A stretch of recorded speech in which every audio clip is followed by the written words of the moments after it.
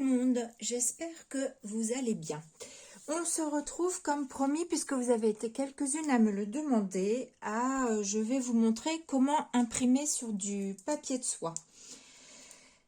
Donc pour ça, on a besoin de papier de soie et moi je prends une feuille de 160 grammes. Vous voyez, celle-ci, ça fait plusieurs fois que je l'ai utilisée. On retrouve quelques petites taches d'encre, mais c'est tout. Ça ne traverse pas vraiment plus que ça. Donc, mon papier de soie, alors moi je fais comme ça, hein, c'est ma façon à moi. Mon papier de soie, déjà celui-ci, vous pouvez très bien le faire avec du papier de soie qu'on trouve dans les boîtes à chaussures de récupération et tout ça. Moi, celui-ci, je l'ai acheté à Cultura. C'est des grandes feuilles. Dans une grande feuille, je peux faire 4 morceaux comme ceci. Donc, un petit peu plus grand que du A4. Voilà. Et me demandez pas le prix parce que ça fait un petit moment et je m'en rappelle plus. Et je crois que c'était un paquet de 10 feuilles que j'avais. Donc, je sais plus, oui, vous avez un petit côté plus lisse que le côté un peu plus rugueux. Donc, moi, je mets le papier rugueux au-dessus. Voilà. Donc, vous placez à peu près au milieu votre feuille de papier de soie. Vous retournez. Et vous venez... Alors, moi, j'ai mes anciens petits scotch que j'ai gardés. Et je vais réutiliser. Alors, comme je réutilise toujours ma feuille de 160 grammes, du coup, je suis venue coller des petits morceaux de scotch. Je ne sais pas si vous voyez. Je suis venue coller. Puis moi, je vois pas trop le retour.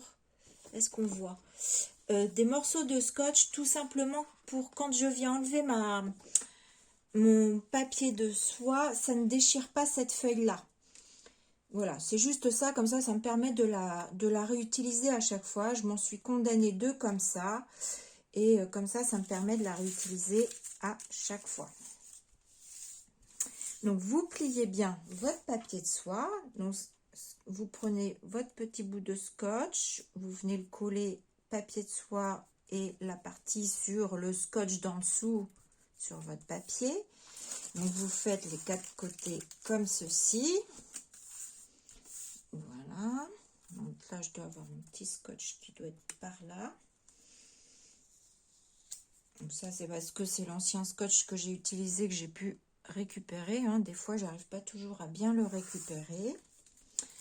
Je suis bien dans le champ. Il faut que j'enlève.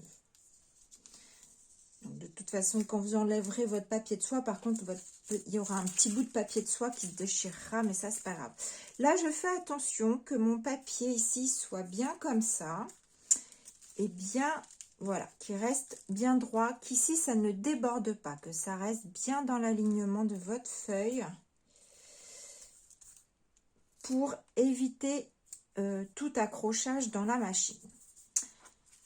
Alors,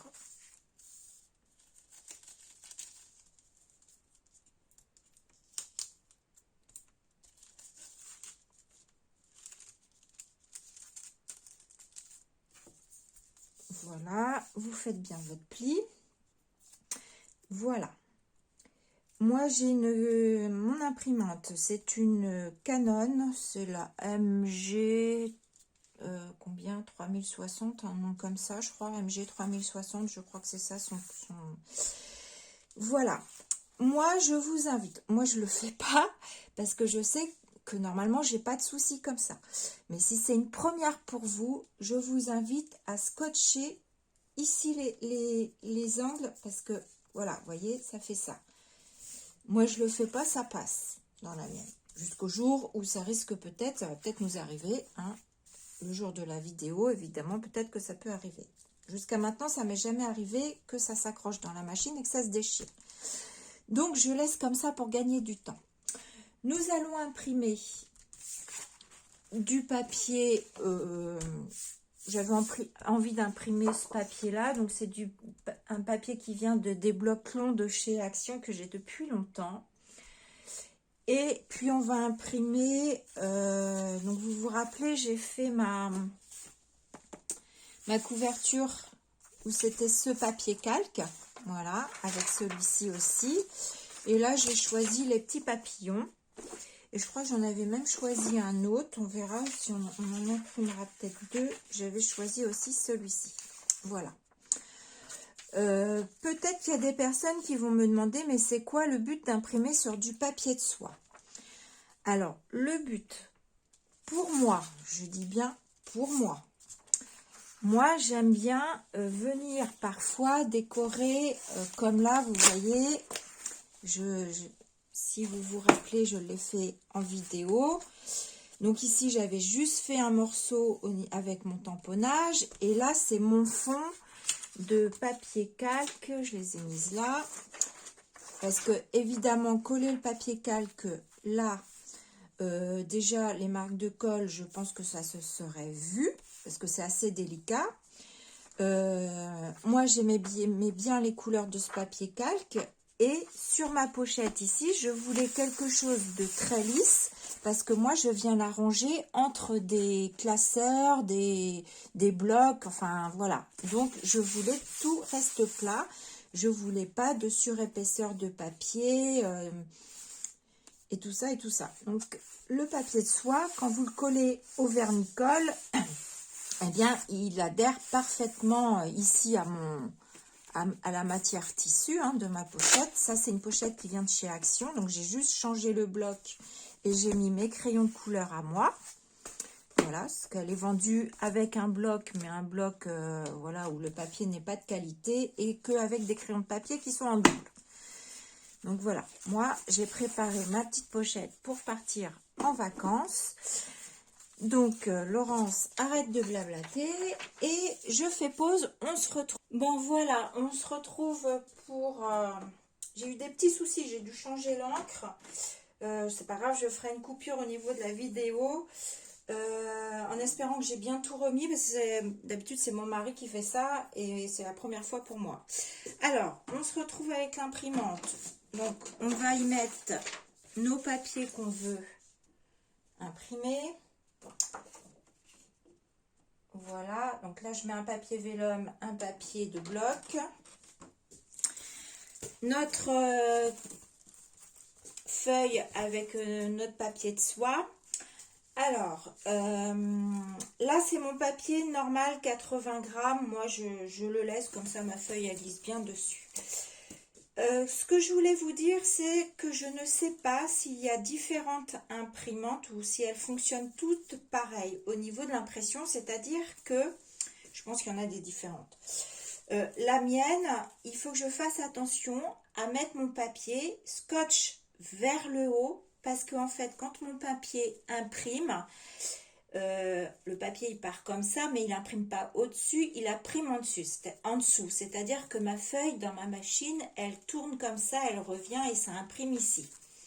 Donc, pensez bien à mettre et à voir comment votre imprimante imprime. Voilà, si votre papier il fait demi-tour, hop, faut bien penser à mettre du coup vos scotch vers le haut. Donc, j'enfile mon papier. J'ai mis mes papiers ici à imprimer et j'appuie sur le bouton couleur. Donc, on croise les doigts pour que ça imprime correctement, étant donné que j'ai changé les cartouches. Bon, elle est toujours longue, hein. Elle fait toujours un peu de bruit. Un petit moment qu'on l'a. J'espère que j'ai pas tout mis dans le désordre dedans.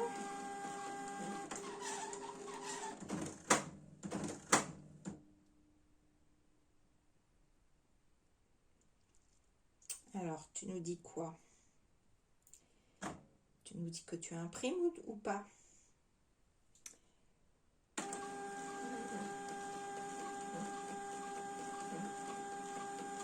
Pour l'instant, tout se déroule normalement.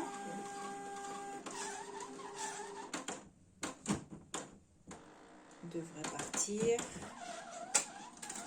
Voilà, il est parti. vous allez voir ressortir le papier ici imprimé.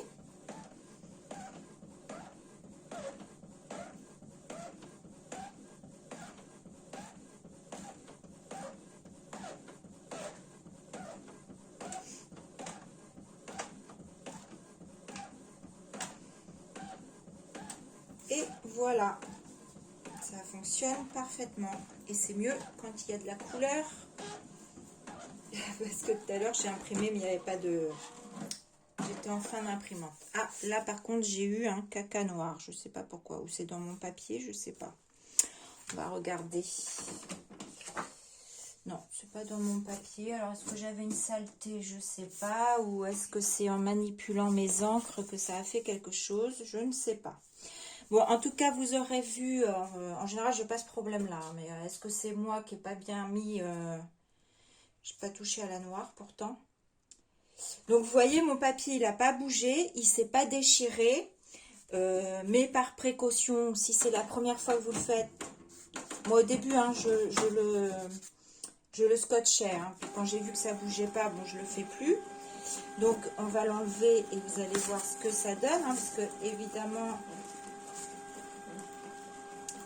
Attendez, regardez, comme j'ai une autre feuille de prête, on va refaire une autre en attendant que ça parte. Donc toujours scotch en haut et j'avais, on va reprendre ce papier calque avec les petits papillons, je l'aime bien. Et puis on va prendre ce papier là où c'est un quadrillage vert et puis j'avais envie, pourquoi pas, de tester et de mettre un petit sticker papillon au milieu de ma feuille. Alors, je crois que je vais le placer comme ça, à peu près. Alors, je vais le mettre par là, parce que comme j'ai eu un caca noir de ce côté-là, si ça recommence, comme celui-là, je l'ai déjà une fois. Voilà, bon, on va dire qu'il est à peu près placé droit.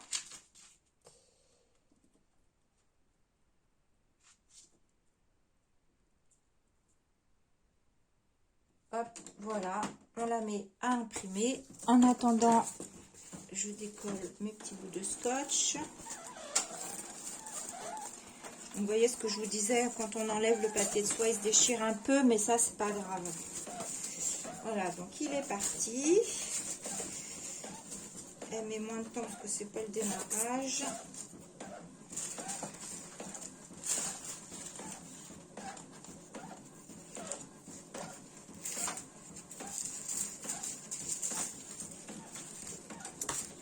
Donc vous voyez, ça a imprimé ma feuille de papier de soie. Donc on retrouve, alors beaucoup plus en transparence par contre, mon imprimé bois, mon imprimé papillon, hein, et ma feuille sur laquelle mon papier de soie était, vous voyez que et ça n'imprime pas sur mon papier. Ça laisse juste quelques petites traces de temps en temps. Voilà. Et donc là, je récupère. Ben là, j'ai pas, vous voyez, j'ai pas de tache noire. Donc je pense que peut-être il y a eu un petit couac. Le fait que j'ai changé mon encre, il y a eu un petit couac. Donc, eh bien, regardez mon papillon sur mon papier de soie. C'est sympa. J'aime beaucoup. Un test que j'avais pas fait encore. Alors, elle, je vais l'arrêter. Comme ça, elle va arrêter de causer.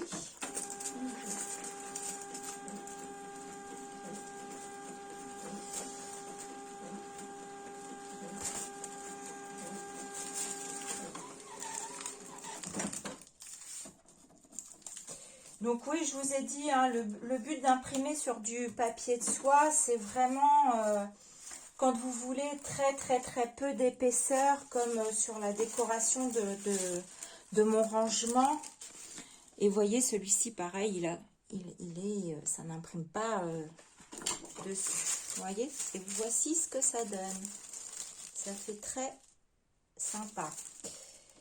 Donc voilà, et vous voyez mon papier calque qui était uni avec mon petit papillon et mon autre papier calque. Voilà, et là vous pouvez vous amuser avec différents papiers de bloc, papier vélum. Je trouve intéressant parce que le papier vélum, des fois on en a des jolis, mais on ne sait pas comment l'utiliser. C'est ce que je vous disais lorsque j'ai décoré avec vous ma pochette. Et aussi, je vous disais, oui, l'utilité sur les pochettes, si vous voulez pas trop d'épaisseur, mais parfois c'est aussi pratique de décorer des fonds de boîte. Moi, je les fonds de boîte, au lieu de prendre un papier de bloc comme ça, qui est assez épais, et qui va pas forcément faire toute la grandeur, ça dépend du fond de votre boîte, mais moi, je sais que j'avais fait une boîte hexagonale, en mix média d'ailleurs, et je vous avais montré juste après le résultat où j'avais fait en papier de soie. Ma boîte, elle est hexagonale, donc mon papier, même les papiers de 30-30 n'allaient pas, c'était pas... Du coup, le fait d'imprimer votre papier sur du papier de soie et après de venir faire un peu comme un patchwork, en fait, vous le déchirez en plusieurs morceaux et vous venez coller sur votre fond de boîte, c'est très très pratique et très facile. Et plus facile que du papier, je trouve. En tout cas, c'est mon avis. Donc voilà mes petits papiers. Alors, petit conseil, si vous... Attendez, je reviens. Si vous voulez décorer quelque chose comme ça, ou en tout cas une boîte, et que c'est sur fond noir, je vous conseille vivement de mettre un fond de gesso blanc au fond. Si vous n'avez pas de gesso, vous utilisez de l'acrylique blanche, pardon, j'arrive plus à parler. Mais sinon, je vous conseille fortement, quand c'est un papier clair comme ça, de mettre un fond blanc au fond, parce que là, mon fond était tout noir, donc j'ai bien mis du gesso blanc. Si voilà, il y a des nouveaux, vous n'avez pas encore vu ma vidéo, je vous invite à, vous l'avez en couverture de ma vidéo, à regarder. J'ai mis du gesso blanc, j'arrive pas à parler ce matin, du gesso blanc au fond, parce que sinon, votre papier blanc sur du noir... Je ne sais pas si vous voyez, mais et encore, là il ressort parce qu'on n'a pas encore mis le vernicole, mais quand on vient le mouiller avec le vernicole, parce que moi je mets mon vernicole en dessous et je remets du vernicole au-dessus, ça vient le rendre transparent, et donc tout le noir, toutes les parties blanches et même les parties colorées, le noir va venir masquer un peu tout ça, et du coup ça ressort pas. C'est pour ça que je mets du gesso blanc en dessous. Et je voulais également vous dire quoi, je sais plus, ça m'a échappé. Donc je mets du gesso blanc en dessous. Et oui, tout à l'heure je vous ai parlé du côté lisse, côté plus rugueux. Moi je vous ai dit que j'imprimais côté plus rugueux. Mais après vous l'utilisez aussi bien dans... Enfin...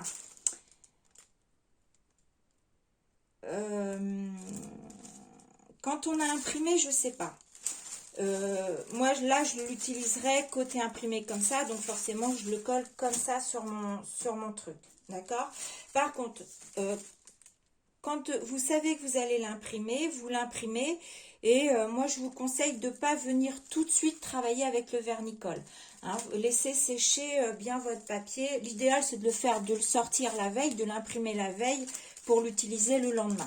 Pour que vos encres ont bien le temps de sécher. Bon, c'est vrai que moi, des fois, qui ne suis pas patiente, je ne le fais pas. Jusqu'à maintenant, j'ai pas eu trop de problèmes. Mais je pense que dans l'idéal, c'est mieux de le laisser sécher. Mais de toute façon, quand j'ai fait aussi ce dos que j'ai fait aussi en vidéo, vous aviez vu que j'avais tamponné avec mon tampon et que j'avais ensuite retourné ma feuille. Et quand on est venu le coller avec le vernicole, mon tampon est bien ressorti en transparence. Donc là, peut-être que si je mettais mon papier à l'envers, ça ressortirait aussi en transparence. Mais je pense que ça reste quand même du côté où il y a votre encre, où on a imprimé, sera plus vif que de l'autre côté. Voilà, ça je pense. Voilà, bah écoutez, sur ce, je vais vous laisser là. J'espère que ça vous aura aidé cette vidéo. Si vous avez des questions qui vous viennent, qui vous passent par la tête, ben, n'hésitez pas à me les poser. J'essaierai d'y répondre si je sais y répondre, hein, parce que moi je fais comme ça par moi-même. Donc c'est ce que j'ai moi dans ma tête. Donc n'hésitez pas à me poser des questions. Et puis bah, sur ce, je vais vous laisser là et je vais vous souhaiter une bonne journée. Je vous fais un petit coucou comme ça. À bientôt!